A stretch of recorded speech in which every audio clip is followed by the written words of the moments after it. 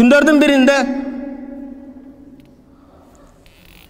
Umar ibn Abdülaziz Hamisul Hulafai Raşidin deydi.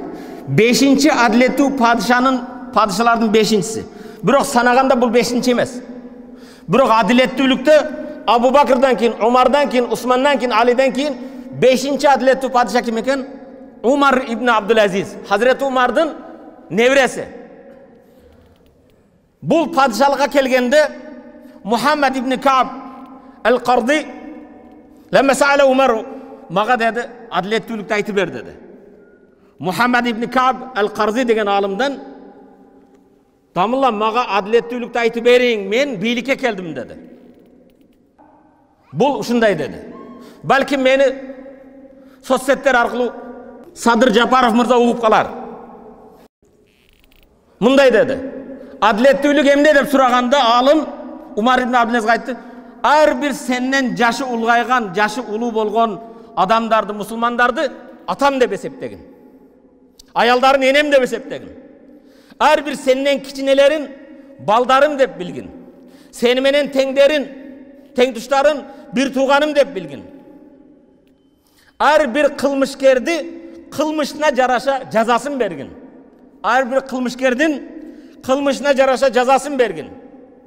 Бирок эч бир мусулманды, эч бир сен жетектеген элдин арасындагы адамдарды кызгануу үчүн, көрө албастык үчүн, өч алуу үчүн камчылабагын, жазалабагын.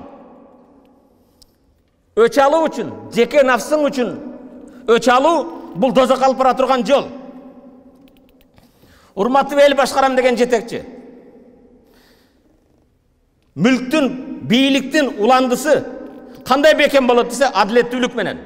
Бирок адилеттүүлүктөн кийинки негизги нерсе битана салиха. Битана деген сөз араб тилинде кийимиңдин астарын айтат. Ичиндеги жаныңдагы адамдарды ошо кийимдин астары сыяктуу эсептейт. Жаныңдагы ошо астарларың, жаныңдагы адамдар салих Кудайдан корккондор болсун. Айлана чөрөңдө кошоматчылар болбосун. Пахта койчулар болбосун.